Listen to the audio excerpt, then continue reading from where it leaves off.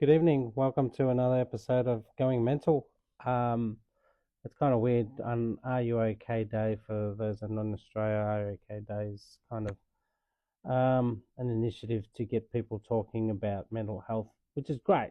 Great. Awareness is always amazing, and people talking about it makes breaks down the stigma and all that sort of stuff. I'm a little bit bittersweet on it because you know it's one day, right? 365 days of the year.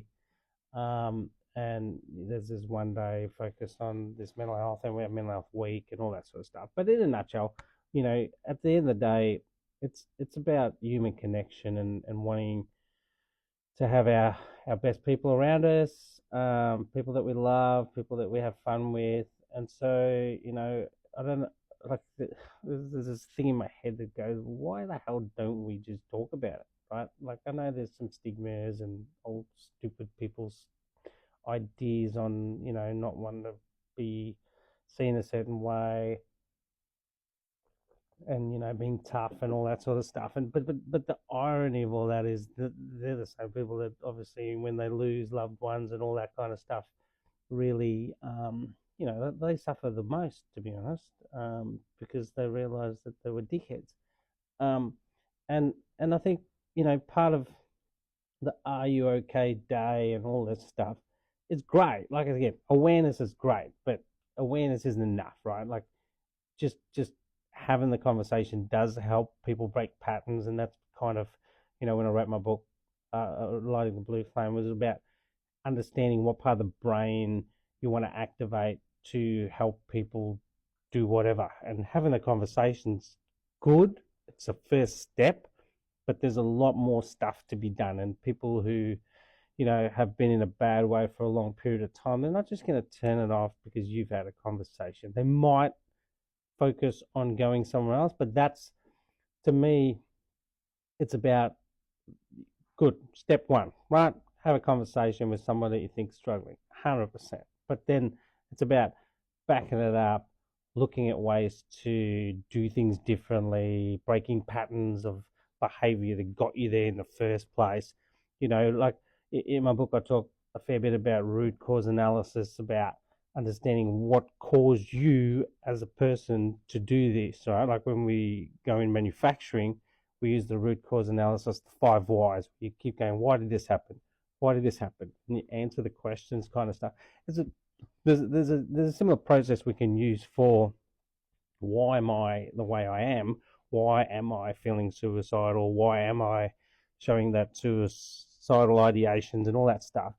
Or why am I depressed?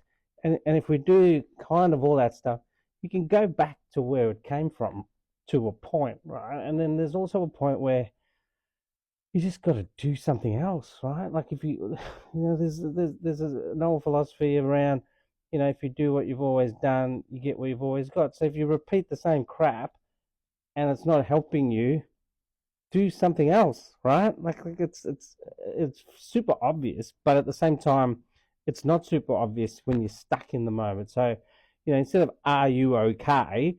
question, "Are you okay?" and what can we do to get you into a place of doing stuff. I'm not saying my book's the best book for everybody, but I also understand that, understanding some of the principles of how your brain works, understanding the principles of the patterns that you've developed over the years because of the shit that may have happened to you many, many years ago. But now you go, oh, I got to assess me to see the root cause analysis of me is important, right? Like, if I was a counselor for you, which I've been a counselor for people, I would try to get you to figure that out. What has caused this? And you can't change the past, right? In the day, no matter what's caused it, you cannot change that. That'll never go away. So you need to kind of come up with, how do I interpret it in a different way that either has a positive spin for me? Because why would you want to be stuck in a negative way? You want to be more positive. You want to kind of focus in a different way that's beneficial for you. Hey, why would you want to keep whacking yourself in the head? Like, seriously, you can't change the past. It's happened. Whatever happened, it cannot change. So the only thing that can change is the part that you actually have control over, which is you looking at it from a different way. I call it blue brain. So if you look at it from a negative space or a defensive space, which I call red brain, and I focus a fair bit on in the book about this. If I look at it from a negative lens, let's just use an example, right? Something bad happened to me 20 years ago, 30 years ago. Well, I'm 53, so 50 years ago. So, my parents abused me or something. It didn't happen, but I'm just using that as an example. But if that happened to me, and I've gone through my life, it's affected me, my relationships haven't been the same, I can't deal with that, and now I'm 53-year-old Clint, and I go, man, that asshole that did something to me 40 odd years ago is still in my head. What do I do to get past that? Well, one is I've got to do something else. I've got to change the way I think about it. I have to change the way I feel about it. Like, I can understand a traumatic event will have a memory that, and this is the point about understanding how you create patterns in your body. Your brain talks to your body talks back to the brain, and you have this link where you feel certain things, and that creates the pattern. But you can actually proactively change that pattern for you, that whatever that event was can be different, right?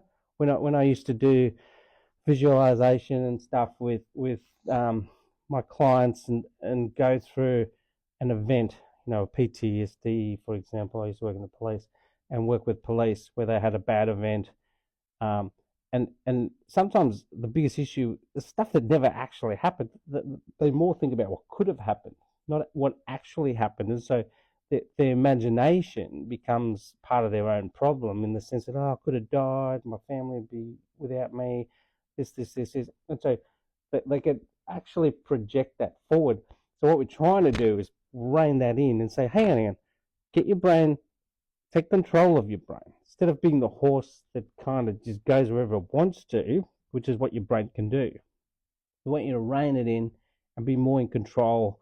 Understand that you are the master of that domain. You can make very different decisions on where that goes. And once you get that understanding, you can start to make very, very deliberate